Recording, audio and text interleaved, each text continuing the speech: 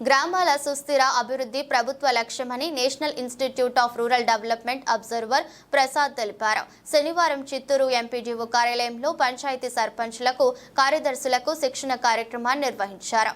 ఈ సందర్భంగా మీడియాతో మాట్లాడుతూ సప్లిమెంటరీ జీడీపీడీ ఈ స్వరాజ్ పోర్టల్లో అప్లోడ్ చేయడంపై శిక్షణ కార్యక్రమాన్ని నిర్వహిస్తున్నామన్నారు. దీనిని అప్లోడ్ చేసిన తర్వాత రాష్ట్ర ప్రభుత్వం పంచాయతీలకు అభివృద్ధి నిధులు విడుదల చేస్తుందన్నారు.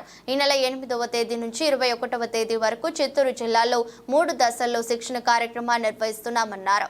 శిక్షణను ప్రతి ఒక్కరూ సద్వినియోగం చేసుకోవాలని కోరారు. ఈ కార్యక్రమంలో పంచాయతీ వనరుల కేంద్రం జిల్లా coordinator Shanmugam, in charge MPDO, panchayat సర్పంచ్లు, కార్యదర్శులు పాల్గొన్నారు. ఆంధ్రప్రదేశ్ ప్రభుత్వం వారి ఆదేశాల మేరకు నేషనల్ రూరల్ డెవలప్మెంట్ వారి ఆదేశాల మేరకు ఏపీఎస్ఐఆర్డీ వారి ద్వారా డిపిఆర్సి ద్వారా మన ఆంధ్రప్రదేశ్ రాష్ట్రమందు 8వ తారీఖున నుంచి సర్పంచెస్కి, సెక్రటరీస్కి ఓరియంటేషన్ ట్రైనింగ్ స్టార్ట్ చేయడం జరిగింది. అంటే 3 బ్యాచ్లుగా మన చిత్తూరు జిల్లాలో చేస్తాము.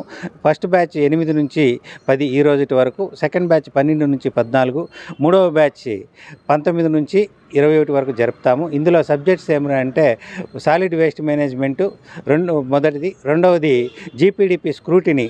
ఇందులో మన జిల్లాలో రాష్ట్రమంతా కూడా క్లాప్ మిత్రాల జీతాన్ని యాడ్ చేయలేదు, మరి ఎల్ఈడి బల్బులకి సంబంధించినటువంటి బిల్స్ యాడ్ చేయలేదు. కాబట్టి దాన్ని మళ్ళీ స్క్రూటినీ చేయడానికి కోసం సర్పంచెస్కి ఎన్లైట్ చేసి పెట్టించడానికి, ప్లాన్లో పెట్టించడానికి అది ఒక సబ్జెక్టు. మూడవది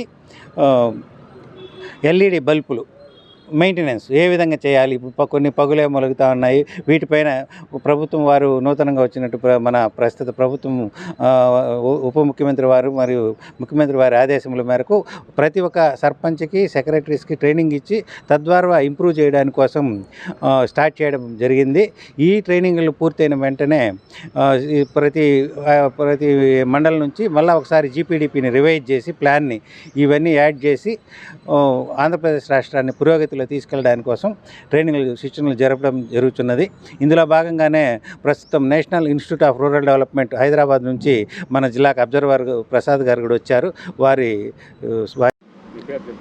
అందరికీ నమస్కారం అండి. నా పేరు ప్రసాద్. నేను ఎన్ఐఆర్డి నుంచి ట్రైనింగ్ అబ్జర్వర్గా వచ్చానండి.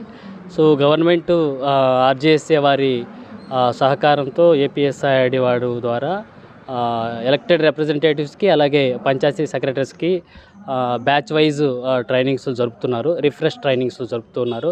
సో ఈ ట్రైనింగ్స్ యొక్క ప్రధాన ఉద్దేశం ఏంటంటే, ఏదైతే గతంలో మనం 24-25కి సంబంధించి జీపీడీపీ ప్రిపరేషన్ చేసి ఈ గ్రామ స్వరాజ్లో అప్లోడ్ చేశారు. అయితే ఈ అప్లోడ్ చేసినటువంటి జీపీడీపీలు గవర్నమెంట్ నామ్స్కి అనుకూలంగా లేవు కాబట్టి వాటిని ఇంతవరకు అప్రూవ్ చేయట్లేదు.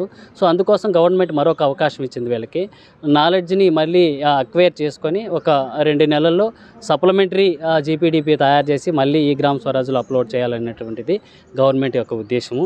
సో ప్రతి గ్రామాన్ని సస్టైనబుల్ డెవలప్మెంట్ దిశగా తీసుకెళ్లాలనేది గవర్నమెంట్ యొక్క భావన. సో అందుకనే యుఎన్ఓతో కూడా మనం కూడా భాగస్వాములుగా ఉన్నాము. సస్టైనబుల్ డెవలప్మెంట్ గోల్స్ని 2016 నుంచి 2030 దాకా అమలు చేస్తామనేటువంటి ఉద్దేశంతో భారతదేశంలో కూడా ఎస్డిసి గోల్స్ అమలవుతూ ఉన్నాయి. సో ప్రతి పంచాయతీ తన జీపీడీపీని తయారు చేసేటప్పుడు ఒక థీమ్ని తీసుకొని ఆ థీమ్కి సంబంధించి ఆ యాక్టివిటీస్ని అన్నీ కూడా జీపీడీపీలో ఇన్కార్పొరేట్ చేస్తూ ఒక పర్ఫెక్ట్ ప్లాన్ తయారు చేయాలి.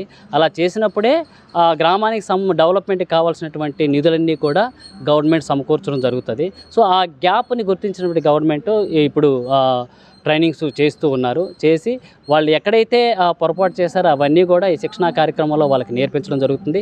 ఆ తర్వాత వాళ్ళు వెళ్ళి మళ్ళీ సప్లిమెంటరీ జీపీడీపీని తయారు చేసి మళ్ళీ ఈ గ్రామ స్వరాజ్లో అప్లోడ్ చేయాలి.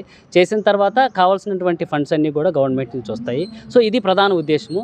సో అవన్నీ కూడా ట్రైనింగ్ చక్కగా జరుగుతున్నాయి. మన ఆంధ్రప్రదేశ్లో 8వ తారీఖు నుంచి స్టార్ట్ అయ్యాయి ఈ బ్యాచ్ వైజు. తర్వాత 21కి కంప్లీట్ అవుతాయి మొత్తం.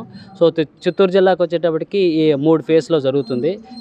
8 నుంచి 10 దాకా ఒక బ్యాచ్, 12 నుంచి 14 దాకా రెండో బ్యాచ్, మూడో బ్యాచ్ 19 నుంచి 21 దాకా మూడో బ్యాచ్ జరుగుతుంది. సో వీటన్నిటిలో కూడా ఎవరైతే ఎలక్టెడ్ పంచాయతీ సర్పంచెస్ ఉన్నారో, తర్వాత ఎవరైతే మనకి గ్రామానికి సంబంధించినటువంటి పిఎస్లు ఉన్నారో వీళ్ళందరికీ కావాల్సినటువంటి నాలెడ్జ్ ఇన్పుట్ చేయడం అనేది ఈ ట్రైనింగ్ యొక్క ప్రధాన ఉద్దేశం. ఓకే, థ్యాంక్ యూ అండి. Thank you.